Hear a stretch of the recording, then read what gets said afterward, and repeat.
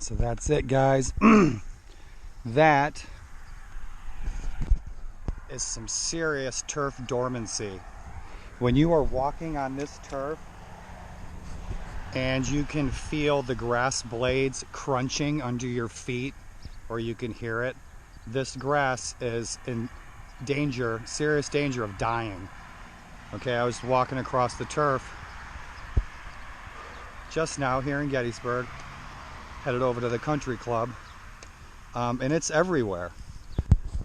Grass is dormant everywhere because of this heat. If you're out on your lawns, it's Sunday. If you're out on your lawns and that grass is beige and it's crunching under your feet, it's going to die soon, okay? So what's happening is your turf grass is taking all of its moisture and it's conserving it down at the crown of the plant, at the surface of the soil, and the root systems beneath the soil is trying to conserve that moisture. The little bit of rain that we have had is absolutely not enough for this turf grass. This turf, if you live in the mid-Atlantic or in the north, your northern cool season tall fescue needs an hour and a half of watering every week in the morning. I've seen grass areas over where I live that they're gone. Now, people have said over the years, well, Daryl, you said that the grass went dormant and the grass died last year, but it's green out in my yard. And if we took a walk out into your yard, what I would be showing you that's growing in your yard was not what was growing there last year. Because what was growing there last year died because of a drought, and now this year all kinds of noxious weeds and undesirable non-ornamental turf has taken its place. And that's what would happen, and I've been through that scenario several times. So if your lawns are looking like that, guys, you need to get some water on them. You need to get some water on your lawns, or your lawn is going to die. I haven't seen dormancy like this in the mid-Atlantic in a long time. But that's where we're at. Get some water on the lawns. The dormancy is serious. And we're going to talk about beetle bags. I am out for a walk in the beautiful Gettysburg Battlefield across the street from my place.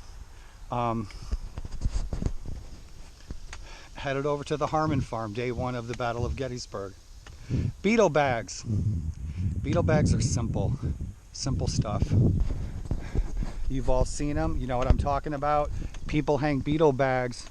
People in your neighborhood hang beetle bags up in the trees, and they collect a bunch of beetles that are attacking their ornamentals and eating them.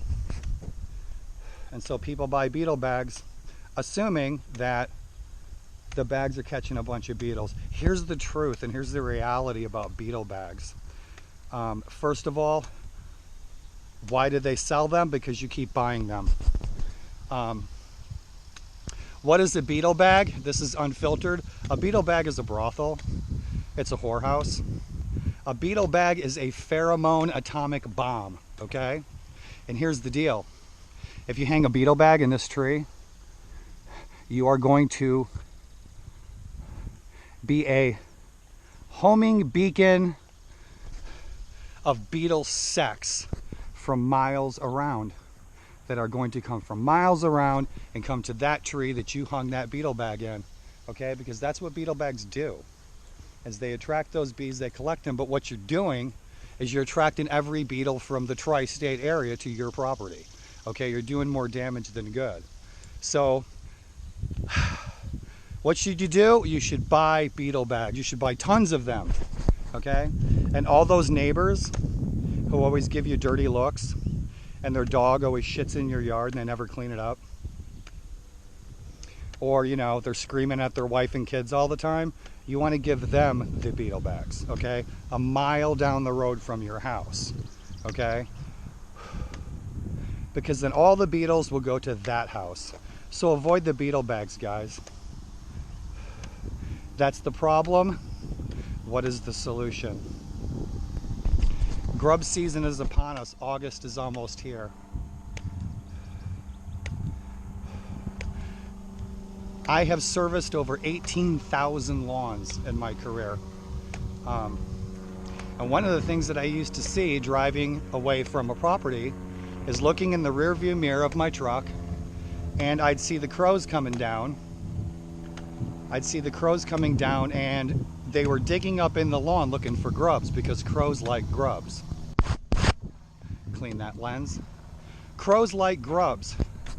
And got a jogger. Crows like grubs. And so what the crows do is the crows come out, they see you digging up the turf, doing a grub inspection. So we would do inspections on turf and we would look for grubs. The crows would see us doing this, and the crows would come down and they would mimic what we were doing. How are you? Have a nice run.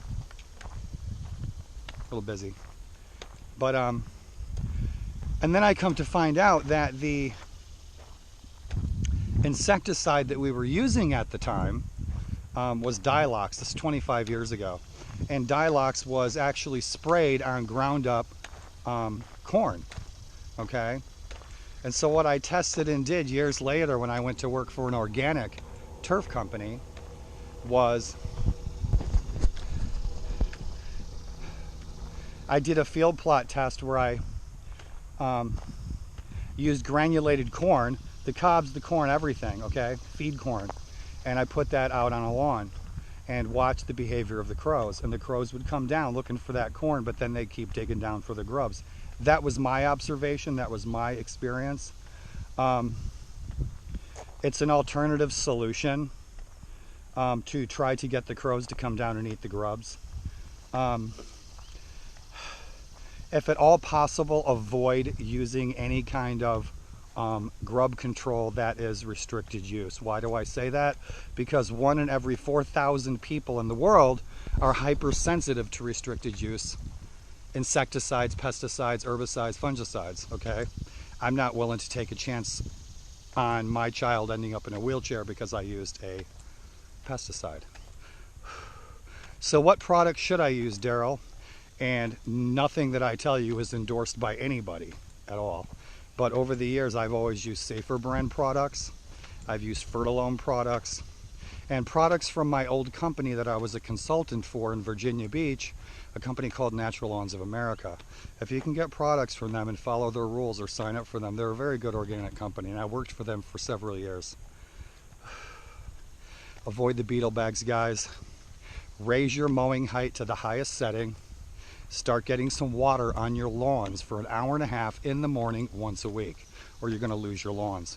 If this was my lawn, if that was my lawn that we looked at, I'd be watering that 2 or 3 times a week for an hour or 2 until that grass is revived. Because grass seed, average grass seed, is about $1 a handful.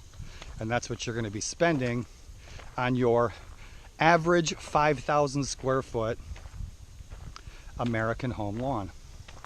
So guys, that's about it. I wanted to keep this short. We're suffering from some serious drought. I'm out for a walk, I think, for the 6th time this year over on the Emanuel Harmon farm on the Gettysburg Battlefield across from my home. This is the old Gettysburg Country Club. July 1st, 1863. 50,000 Confederates were coming from the west. You guys, all of you, my friends everywhere, especially my patrons from my Patreon page. Words can't describe how grateful I am, you guys, that I am at this point. I'm living a somewhat normally sustainable life with food and bills and that sort, and the things that I need. I've reached that goal thanks to you guys. I have food, my bills are paid.